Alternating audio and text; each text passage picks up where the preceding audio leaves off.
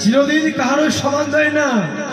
ভগবান যাকে একবার ডুবাবে জগতে কারো শক্তি নেই যে তাকে কেউ ভাসায়, আর ভগবান যাকে একবার ভাসিয়ে দেবে জগতের কোনো শক্তি নেই যে তাকে ডুবাবে।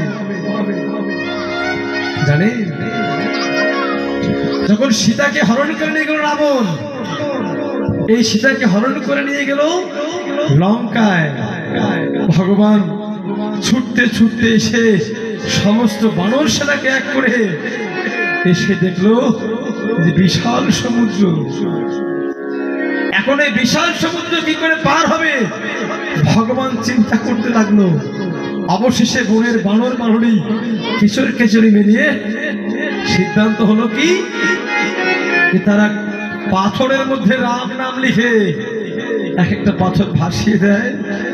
ওই পাথর ভাসাতে ভাসাতে একটা রাম সেতু নির্মাণ করল। যে সেতু নির্মাণ হচ্ছে, ভগবানের বিশ্বাস হয়নি প্রথমে, ভগবান বিশ্বাস করতে পারল না। ভগবান অবাক হয়ে গেল, এরা করছে কি?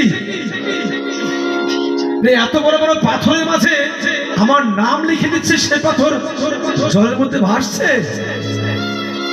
ভগবানের বিশ্বাস হয়নি। ভগবান সবাই যখন ঘুমিয়ে পড়লো, ভগবান গভীর রাতে একবার নিজে গিয়ে দেখলো, দেখি তো এই পাথরের কি গুণ। যেই ভগবান একটা বড় পাথর নিক্ষেপ নিজেই করলেন, সঙ্গে সঙ্গে সেই পাথর ডুবে গেল। ভগবান ভাবলেন মনে হয় বেশ বড়ই হয়ে গেছে, দেখি তো একটু পাতলা তো দেখি, একটা ছোট্ট নুড়ি পাথর নেই। ভগবান তখন একটা ছোট্ট নুড়ি পাথর ফেললো, সে নুড়ি পাথরটাও ডুবে গেল। পেছন থেকে হনুমান বলছে, ভগবান তুমি এসেছো পরীক্ষা করার জন্য, ভগবান তুমি এসেছো পরীক্ষা করার জন্য যে পাথর ডুবে কিনা ভাসে। ভগবান তুমি যাকে নিজের হাতে একবার ডোবাবে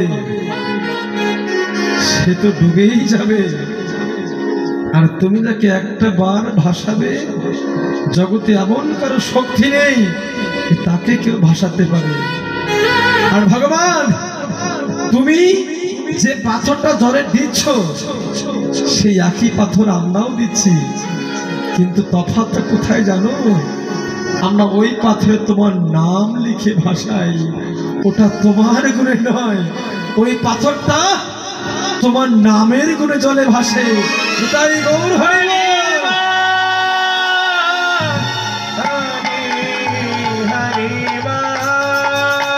তোমার নামের গুণে জলে ভাসে, ওটা তোমার গুণে নয়। তাই মায়েরা, আজকে সময় আছে, এই সময় থাকতে থাকতে একটা বার বদনে কৃষ্ণ বলো, একটা বার ভগবানের পথে এসো। আর এই ভগবানের পথে না আসতে পারলে সারাটা জনম বৃথা। এমনিতে জগতে ভগবানকে যারা ভালোবাসেন তাদের দুঃখের শেষ নেই। ভগবান যে ভক্ত ভগবানকে ভালোবাসে, ভগবান ওই ভক্তকে মাথায় বিরহের বোঝা তুলে দিতে ভালোবাসে। আর এই বিরহের বোঝা তুলে দিয়ে ভগবান ওই ভক্তকে পরীক্ষা করে যে আমার ভক্ত ঠিক আছে কিনা, আমার ভক্ত ঠিক আছে কিনা। কিন্তু হে ভক্ত, ডরে গেলে হবে না।